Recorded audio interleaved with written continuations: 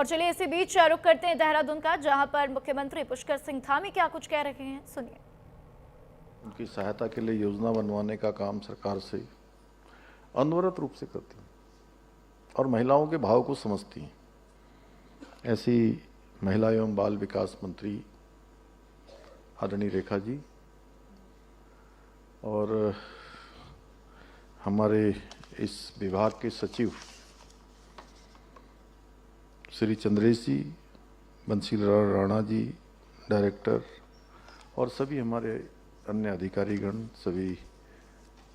आई हुई सभी हमारी बहनें प्रदेश के कोने कोने से पधारी हुई मातृशक्ति, मैं आप सबका आज इस विशेष अवसर पर आप सभी का यहाँ उपस्थित होने पर आपका हृदय से स्वागत करता हूँ, आपका अभिनंदन करता हूँ और आपकी जो एक इच्छा शक्ति है, दृढ़ इच्छा शक्ति, जैसा हमने आप सबको अभी सुना और जिस परिस्थितियों से गुजरकर आप सतत रूप से आगे बढ़ी हैं, यानी वो कहते हैं गिरकर उठना, उठकर चलना, ये क्रम है संसार का, कर्मवीर को फर्क न पड़ता किसी जीत या हार का। तो उसको आपने अपने जीवन में आत्मसात किया और अनेकों अनेकों लोगों के लिए आप प्रेरणा का काम कर रही हैं और आज का दिन हमारी उसी मातृशक्ति के सपनों को नई उड़ान देने का दिन है, जो विपरीत परिस्थितियों में भी जिन्होंने हार नहीं मानी और अपने पैरों पर खड़े होने का संकल्प लेकर निरंतर आगे बढ़ी हैं। और मेरे लिए ये बहुत ही संतोष का विषय है कि आज मुझे मातृशक्ति को समर्पित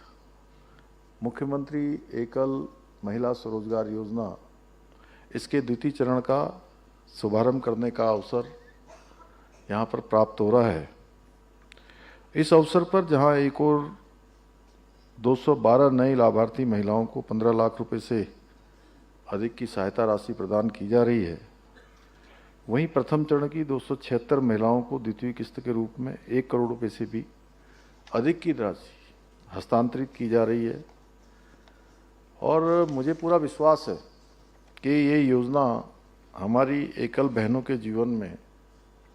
एक नई आशा की किरण बनकर उनकी खोई हुई मुस्कान लौटाने का काम करेगी, उनके जीवन को फिर से एक नई दिशा देने का काम करेगी, उनकी बहुत सहायता अपने पैरों पर खड़े होने पर करेगी। मैं आप सभी बहनों से कहना चाहता हूं कि किसी भी समाज और राष्ट्र की सबसे बड़ी ताकत मातृशक्ति होती है, महिलाएं होती हैं, क्योंकि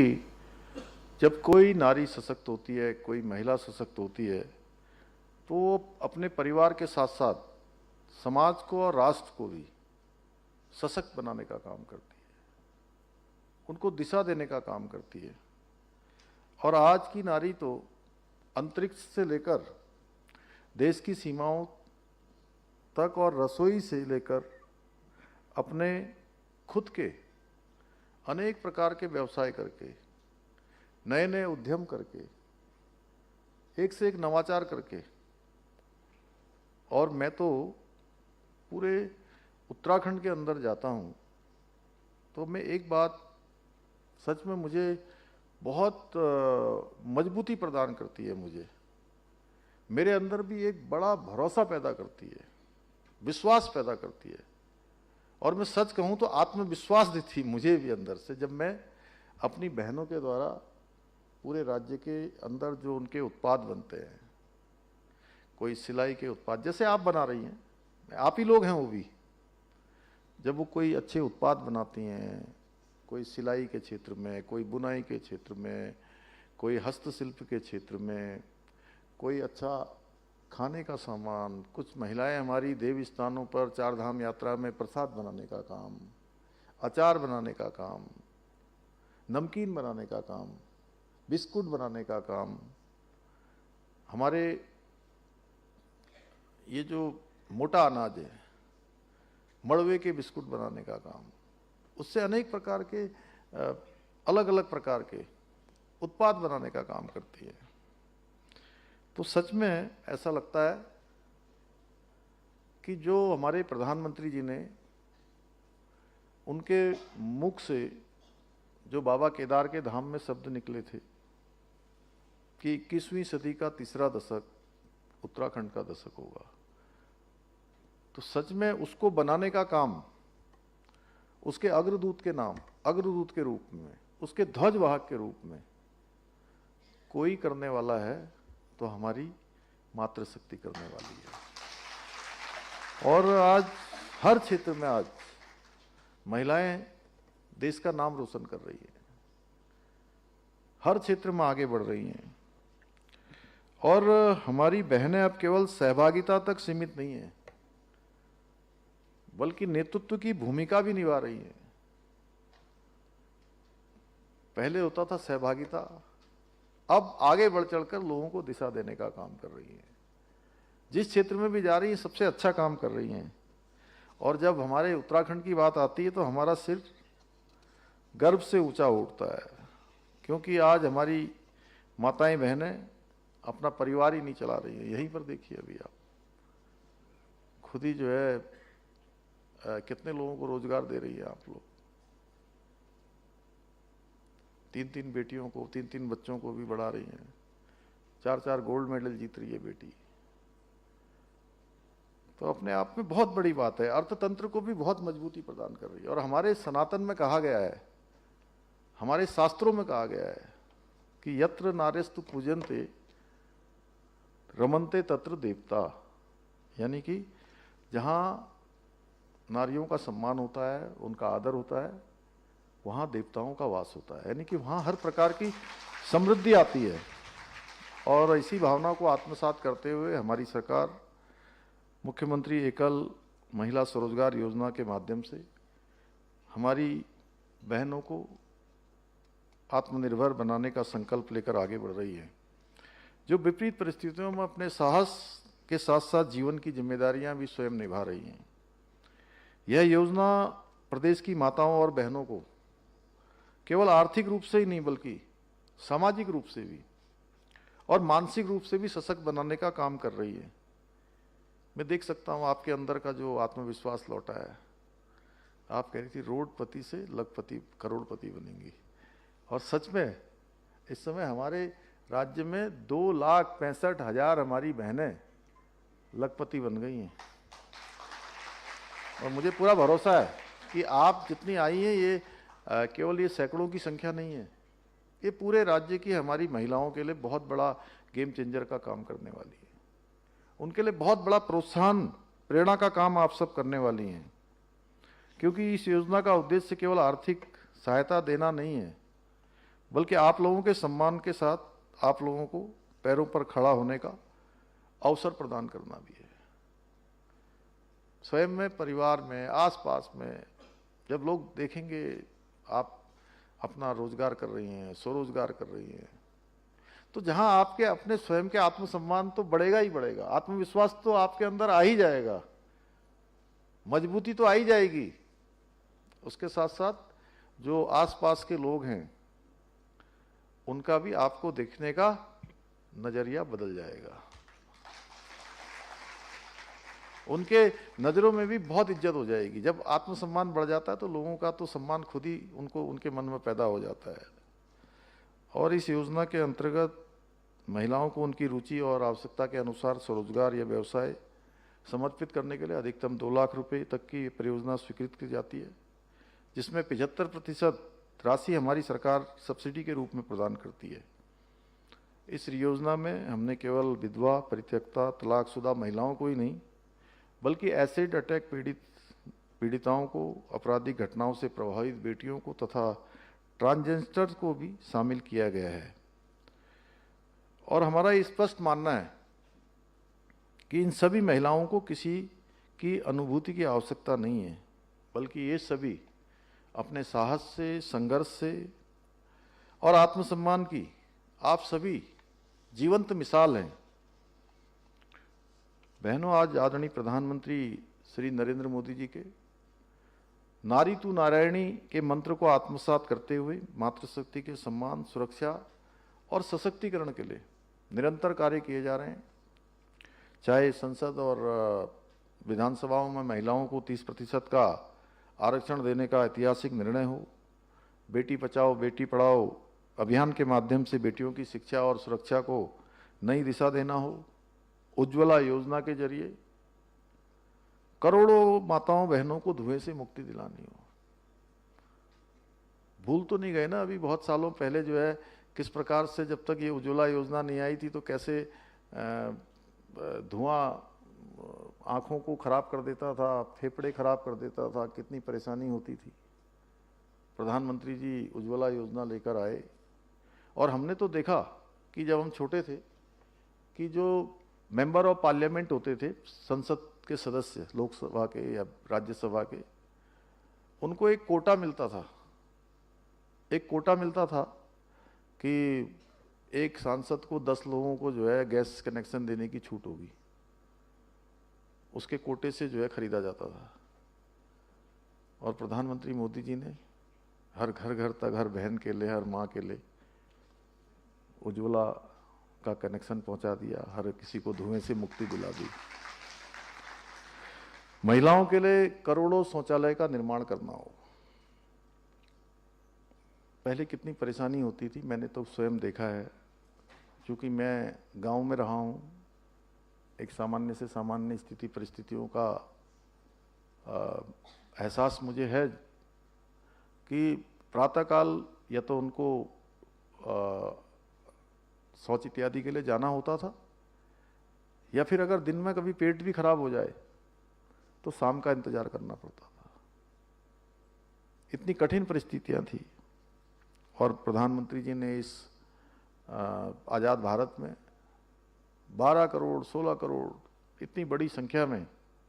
शौचालयों का निर्माण कराया, इज्जत घर बनाए, हर किसी को सम्मान से जीने का अधिकार प्रदान करने में सहायता प्रदान की।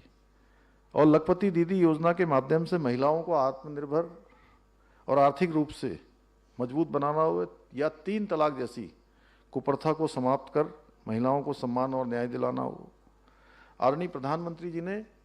अनेक ऐतिहासिक निर्णयों के माध्यम से देश की मातृशक्ति को मुख्य धारा में लाने का अभूतपूर्व कार्य किया है। और प्रधानमंत्री जी के ही मार्गदर्शन में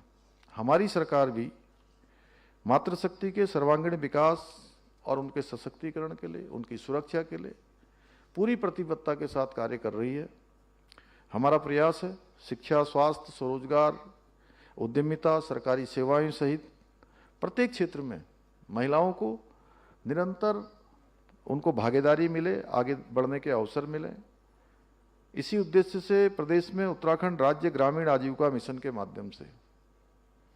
ग्रामीण महिलाओं को आर्थिक रूप से आत्मनिर्भर बनाने के प्रयास किए जा रहे हैं। साथ ही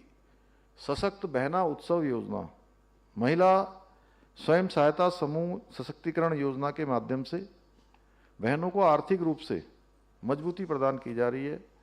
इसके अलावा मुख्यमंत्री उद्यमशाला योजना के अंतर्गत, अब ये उद्यमशाला क्या होता है आप लोगों को जानकारी कुछ को होगी, शायद कुछ को नहीं होगी। तो मैं रेखा जी एक बार ये भी आप लोगों से चाहूँगा कि ये जो हमारी जो इस प्रकार की योजनाएं चल रही हैं उसकी जानकारी के लिए कुछ कैंप इत्यादि लगाए जाएं, कहीं पर उन्हीं के आसपास लगा दिए जाएं, या वहाँ पर कुछ ऐसी लाभार्थी योजना बना के जैसे उनको योजना का लाभ भी दिया जाए, और कुछ दिन भर का ऐसा सेमिनार भी किया जाए कि जिससे कि कई सारी जो योजनाएं हमारी चल रही है जो महिलाओं के लिए ही बनी है उनको उसकी जानकारी पहुंच जाए तो वो और अधिक लाभ ले सकती हैं। जैसे मुख्यमंत्री उद्यमशाला योजना है, तो ये पहले हमारा जैसे एक हवालबाग में सेंटर चलता है, कोटद्वार में चलता है, पहले इनक्यूबेटर बोलते थे उसको, जहाँ ट्रेनिंग दी जाती है। तो वो इनक्यूबेटर को बहुत लोग, कम लोग समझते थे। तो मैंने उसकी समीक्षा बैठक में कहा कि इसका नाम जो है बदल दीजिए। तो मुख्यमंत्री उद्यमशाला उसका नाम रखा कि उद्यम करने की शाला, उसको प्रशिक्षण देने का उस उद्यमशाला से काम होगा, वहाँ पर प्रशिक्षण दिया जाएगा। तो इसके अंतर्गत आज अनेक लोगों को ट्रेनिंग दी जा रही है, प्रशिक्षण दिया जा रहा है, कैसे उनको अपना काम करना है, कैसे कोई उत्पाद बनाना है, कैसे उसका विपणन करना है, कैसे बाजार में ले जाना है, उन सब, कैसे उसको बैंक से ऋण लेना है, कहाँ से शुरुआत करनी है, ये सब उसमें बताया है। इसके अंतर्गत महिला स्वयं सहायता समूह को तैयार किए जा रहे उत्पादों को एक सशक्त ब्रांड के रूप में भी विकसित किया जा रहा है, जिससे हमारी जो मातृशक्ति है उनकी मेहनत को उचित पहचान और बेहतर उनको अवसर मिले, बेहतर बाजार मिले। इतना ही नहीं, हमने 15,000 से अधिक महिला उद्यमियों, स्वयं सहायता समूह और लखपति दीदियों को ये इनक्यूबेशन की सुविधा भी हम प्रदान कर रहे हैं, ताकि उनके व्यवसाय को उनको आधुनिक तकनीकी और विशेषज्ञता यानी कि स्पेशलिटी भी मिल सके। हमने आदरणीय प्रधानमंत्री जी के वोकल फॉर लोकल और लोकल टू ग्लोबल के विजन को आगे बढ़ाते हुए हाउस ऑफ हिमालय जो ब्रांड है उसके नाम से एक एम्ब्रेला ब्रांड की शुरुआत की है, जो हमारी बहनों के द्वारा अनेक उत्पाद राज्य में बनाए जा रहे हैं, उनको बाजार में ले जाने के लिए इस ब्रांड के माध्यम से उनके बाजार में उनके जो भी सामान है उसको बेचने का आसान तरीका, आसान माध्यम हमारा हाउस ऑफ हिमालय है। और इसके माध्यम से उत्तराखंड के स्थानीय और जो पारंपरिक रूप से राष्ट्रीय एवं अंतर्राष्ट्रीय बाजार तक उत्पादों को पहुंचाया जा रहा है। आप सभी बहनों को मुझे बताते हुए अत्यंत प्रसन्नता हो रही है कि आज प्रदेश की लगभग 5 लाख महिलाएं 70,000 से अधिक स्वयं सहायता समूह के माध्यम से स्वरोजगार से जुड़कर आर्थिक आत्मनिर्भरता की नई कहानी लिख रही हैं, तेजी से आगे बढ़ रही हैं। इसके साथ ही 7,000 से अधिक ग्राम संगठन और 500 से अधिक क्लस्टर संगठनों के माध्यम से हमारी माताएं और बहनें सामूहिक नेतृत्व और संगठन क्षमता की एक प्रेरणादायी मिसाल भी प्रस्तुत कर रही है। सब साथ चल रही हैं, स्वयं सहायता समूह, क्लस्टर, इनके माध्यमों से जहां स्वयं का रोजगार भी कर रही हैं, अपने साथ साथ अन्य लोगों को भी रोजगार से जोड़ने का काम कर रही है। निरंतर संख्या उसकी बढ़ रही है, कोई खाली नहीं बैठ रहा है। मैदानी क्षेत्र हो, पहाड़ का क्षेत्र हो, कुमाऊं हो, जौनसार हो, तराई हो, भाबर हो, हर जगह पर आज बड़ी संख्या में हमारी माताएं बहनें अपने अनेक कामों को आगे बढ़ा रही हैं। इतना ही नहीं, आज प्रदेश में 2,65,000 से अधिक बहनें हमारी लखपति दीदी बन गई हैं। आर्थिक रूप से मजबूत उन्होंने अपने को बनाया है, बल्कि पूरे उत्तराखंड में महिला सशक्तिकरण के क्षेत्र में एक नया इतिहास भी उन्होंने बनाया है। और प्रदेश के अंदर हमारी मातृशक्ति के द्वारा किए जा रहे सभी अभूतपूर्व कार्य, ये कोई सामान्य कार्य नहीं है, इसलिए मैंने अभूतपूर्व कहा। अभूतपूर्व कार्यों को देखते हुए हमारी सरकार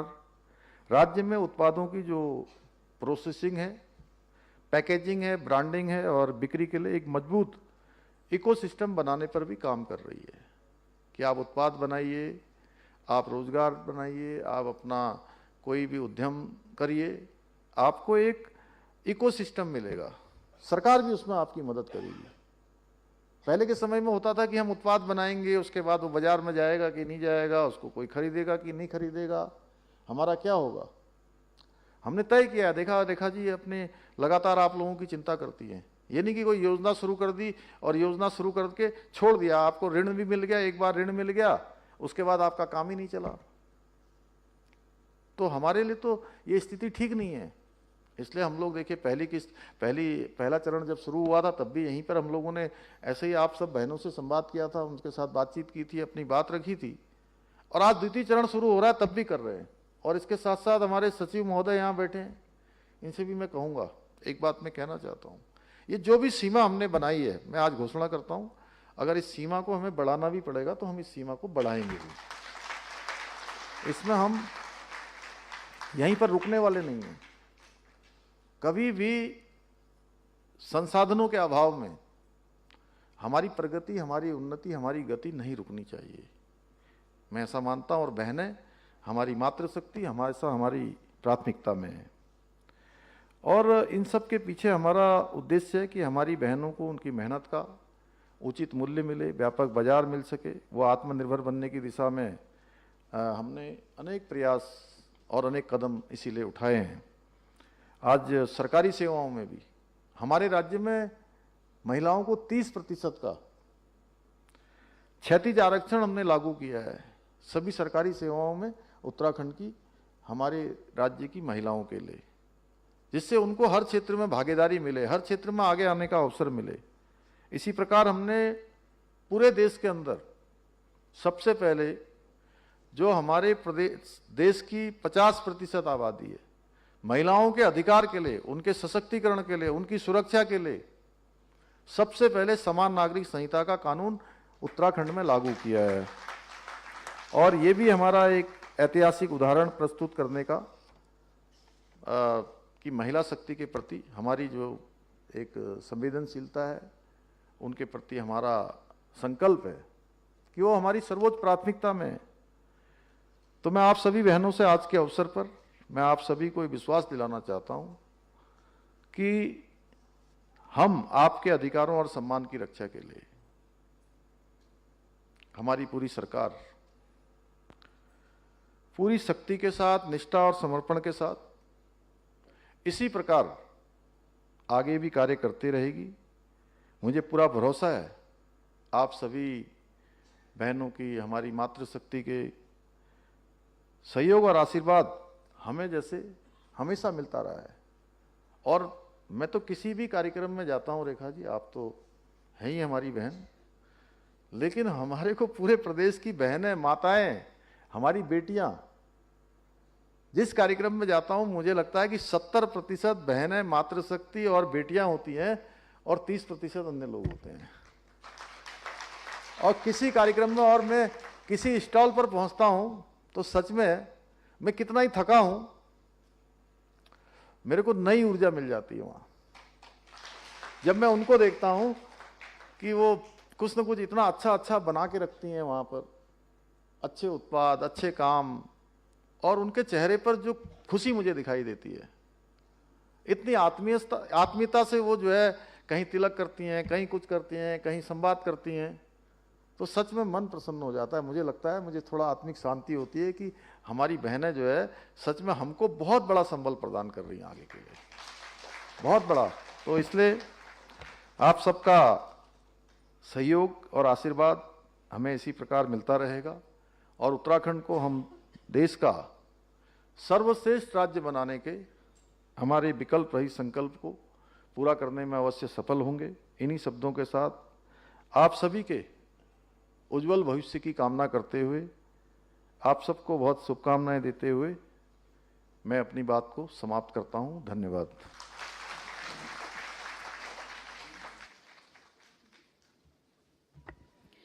माननीय मुख्यमंत्री जी के आशीष वचनों के लिए उनका कोटि कोटि धन्यवाद एवं आभार। माननीय कार्यक्रम के अगले चरण में अनुदान वितरण का ये कार्यक्रम होना है, जिसमें द्वितीय चरण की प्रथम किश्त के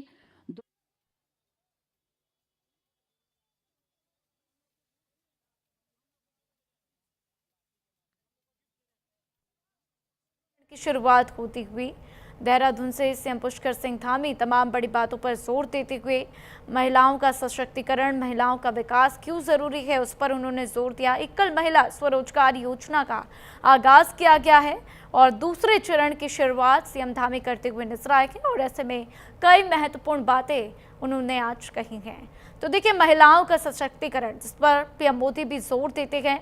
और आधी आबादी जो कि हर तरीके से आज के वक्त में सशक्त है, उनको और कैसे मजबूत किया जाए, उनको मजबूती दी जाए, उस पर ध्यान केंद्रित किया जा रहा है और इसी को लेकर तमाम बड़ी बातें सीएम पुष्कर सिंह धामी कहते हुए नजर आए गए। तो देहरादून से ये तस्वीरें आपकी टीवी स्क्रीन पर आप देख रहे हैं, जहां पर मंच पर सीएम धामी का स्वागत भी हुआ और उसके बाद वो अपने संबोधन में कई बड़ी बातें कहते हुए नजर आए।